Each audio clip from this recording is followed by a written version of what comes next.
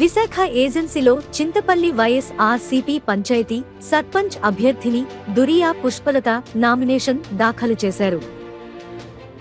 పాడేరు శాసన సభ్యురాలు భాగ్యలక్ష్మితో కలిసి ఇంటింటి ప్రచారం నిర్వహించారు. రాష్ట్ర ముఖ్యమంత్రి జగన్మోహన్ రెడ్డి పేద ప్రజలకు అండగా ఉండటంతో పాటు సంక్షేమ పథకాలు అందిస్తూ గిరిజన గ్రామాలను అభివృద్ధి చేస్తున్నారని మాజీ మంత్రి బాలరాజు తెలిపారు. మొదటి విడత, రెండో విడత పంచాయతీ ఎన్నికల్లో వైసీపీ అభ్యర్థులు విజయకేతనం ఎగురవేశారని, మూడో, నాలుగో విడత ఎన్నికల్లో వైసీపీ అభ్యర్థులే గెలుస్తారని తెలిపారు. చింతపల్లి పంచాయతీ వైఎస్ఆర్సీపీ అభ్యర్థినిగా పోటీ చేస్తున్న దురియా పుష్పలతకు ప్రతి ఒక్కరూ ఆమెకు అండగా ఉండి గెలిపించాలని కోరారు.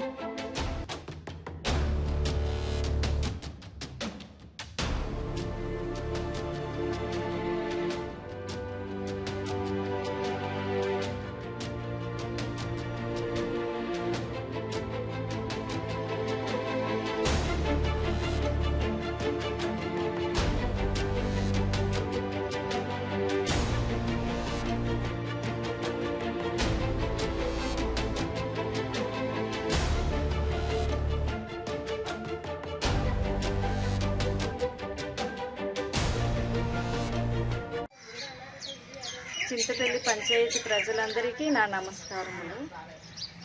పాడేరు శాసన సభ్యురాలు భాగ్యలక్ష్మి బలపరిచిన వైఎస్ఆర్సీపీ చింతపల్లి పంచాయతీ సర్పంచ్ అభ్యర్థిని. నా పేరు దురియా పుష్పలత. నా గుర్తు వంకాయ గుర్తుపై తమ అమూల్యమైన ఓటు వేసి అత్యధికమైన మెజారిటీతో గెలిపించి ప్రార్థన. నన్ను సర్పంచ్గా గెలిపిస్తే చింతపల్లి పంచాయతీ పరిధిలో పేరుకుపోయిన సమస్యలు పరిష్కారానికి కృషి చేస్తాను. ఇప్పటివరకు జరిగిన ఎన్నికల్లో గౌరవ ముఖ్యమంత్రి జగన్మోహన్ రెడ్డి గారి నాయకత్వంలో ఈ రాష్ట్రంలో జరుగుతున్న అభివృద్ధిని, సంక్షేమాన్ని ఒక యువ ముఖ్యమంత్రిగా దేశంలోనే సంక్షేమ కార్యక్రమాలు కానీ, అభివృద్ధి కార్యక్రమాలు కానీ చేపట్టడంలో ఒక గొప్ప పేరు తెచ్చుకున్నటువంటి ముఖ్యమంత్రిగా ఈ రోజున జగన్మోహన్ రెడ్డి గారి యొక్క ప్రతిభా పాఠవాలు రాష్ట్ర ప్రధానికం అందరూ కూడా ఆహ్వానిస్తున్నారు, హర్షిస్తున్నారు, కోరుకుంటారు జగన్మోహన్ రెడ్డి గారి నాయకత్వాన్ని. ఈ ఎన్నికలే గడిచిన శాసనసభ ఎన్నికల్లో రుజువైంది.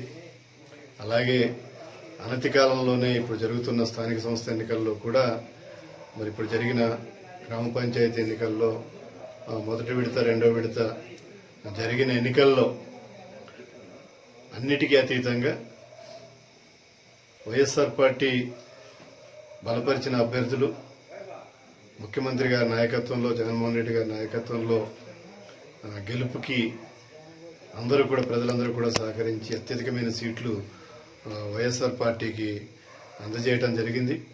అలాగే రేపు మూడో విడత, నాలుగో విడత గ్రామ పంచాయతీలకు జరిగే ఎన్నికల్లో కూడా మరింత ఎక్కువ సీట్లు, ఇప్పుడు వచ్చిన మెజారిటీ కన్నా మరింత ఎక్కువ మెజారిటీ సీట్లు రాబోతున్నాయనేది సత్యం.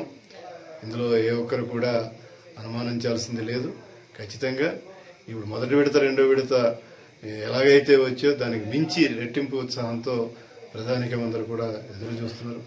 ఎందుచేతంటే ఆయన నాయకత్వంలో తీసుకునే నిర్ణయాలు కానీ, ఈ రాష్ట్రం బాగుండాలని చేస్తున్న ఆలోచన కానీ, అందుకు కావలసిన పథకాలు ప్రవేశపెట్టడంలో మరి చేసే ప్రణాళికలు కానీ, వచ్చిన పథకాలు అమలు చేయడంలో కానీ ఎక్కడ కూడా నిర్లక్ష్యం చేయకుండా, అవినీతికి అవకాశం ఇవ్వకుండా మరి ప్రజల వద్దకే ఆ కార్యక్రమాలన్నీ కూడా చేరవేసే రీతిలో తీసుకున్న నిర్ణయాలు, అనేకమైన నిర్ణయాలు. ఈరోజు దేశంలో ఏ రాష్ట్రంలో పేదవాడి గుమ్మానికి మరి వాడికి కావలసినటువంటి సరుకులు కానీ, మరీ ముఖ్యంగా వాడి పట్టెడు అన్నం కోసం పరుగులు తీసే పేదవాడికి గుమ్మానికి బియ్యం అందించడం అనేటువంటిది గొప్ప పథకం. అలాగే నిరుద్యోగ యువత, ఉద్యోగాలు లేవని బాధపడుతున్న వారికి అందరికీ కూడా సచివాలయ వ్యవస్థ ద్వారా అనేకమైన వాలంటీర్లు కానీ, కార్యదర్శులు కానీ, వార్డు కార్యదర్శులు కానీ, గ్రామీణ ప్రాంతాలు, పట్టణ ప్రాంతాలు, మరి గిరిజన ప్రాంతాలు, వెనుకబడిన ప్రాంతాలని భేదం లేకుండా ఏ ప్రాంతానికి ఏం కావాలనేది ఒక ప్రణాళికబద్ధంగా జరుగుతున్న అభివృద్ధిని ప్రజలందరూ కూడా కోరుకుంటున్నారు. ఇంకా మంచిగా జరగాలని ఇంక 20 నెలల్లోనే ఇన్ని కార్యక్రమాలు జరిగాయి. ఎన్నికల్లో ఇచ్చిన వాగ్దానాలన్నీ కూడా నెరవేర్చారు. శాశ్వతమైన పథకాలు వచ్చాయి. మరి మెడికల్ కాలేజీలు రాష్ట్ర వ్యాప్తంగా జరగాల్సినటువంటి మెడికల్ కాలేజీల విషయం తీసుకున్నట్టయితే పాడేరు లాంటి ప్రాంతానికి ఒక వైద్య కళాశాల రావడం అనేది ఒక చరిత్ర. ఇది ఇటువంటి కార్యక్రమాలన్నీ కూడా ప్రజలు కూడా ఎప్పటికప్పుడు గమనిస్తున్నారు.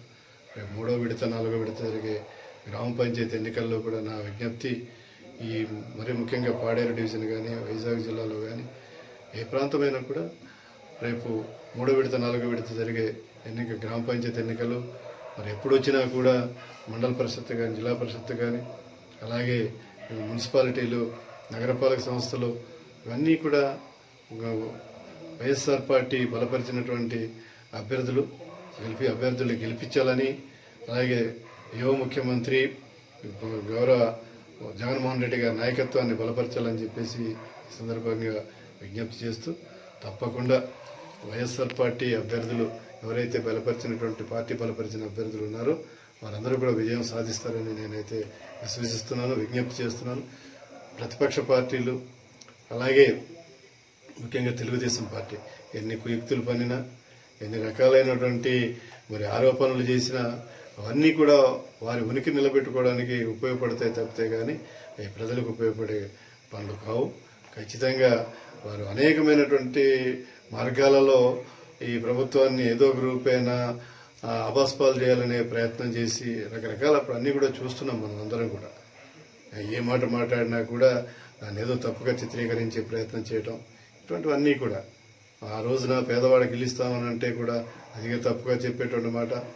ఈ రకరకాలైనటువంటి వారు చేస్తున్నప్పుడు తీసుకున్న నిర్ణయాలన్నీ కూడా గుర్తుకు రావటం లేదు. అధికారంలో ఉన్నప్పుడు చేసినటువంటి దౌర్భాగ్యాలన్నీ కూడా ఇవాళ గుర్తుకు రావట్లేదు. ఇటువంటివన్నీ గమనిస్తున్నారు ప్రజలందరూ కూడా. ఖచ్చితంగా ఈ రేపు జరగబోయే 3వ విడత కానీ 4వ విడత గ్రామ పంచాయతీ ఎన్నికల్లో వైఎస్ఆర్ పార్టీ బలపరిచినటువంటి అభ్యర్థులందరూ కూడా విజయం సాధిస్తారని చెప్పి నేనైతే విశ్వసిస్తూ ఎటువంటి ప్రలోభాలకి లొంగకుండా ఎటువంటి అవాంతరాలు సృష్టించినా కూడా వాటన్నిటి కూడా లెక్క చేయకుండా ఓటేస్తున్నట్టు ప్రతి ఒక్కరు కూడా మరి హృదయపూర్వకంగా ఇప్పుడు ఓటు వేసిన వరకు కానీ రేపు ఓటు వేయబోయే అందరికీ కూడా విజ్ఞప్తి చేస్తున్నాం. ఖచ్చితంగా రేపు జరిగే ఎన్నికల్లో అత్యధికమైనటువంటి సీట్లు గౌరవ ముఖ్యమంత్రి గారి జగన్మోహన్ రెడ్డి గారి నాయకత్వంలో వైఎస్ఆర్ పార్టీ బలపరిచిన అభ్యర్థులు గెలుస్తారని చెప్పి ఆశిస్తా ఉన్నాం.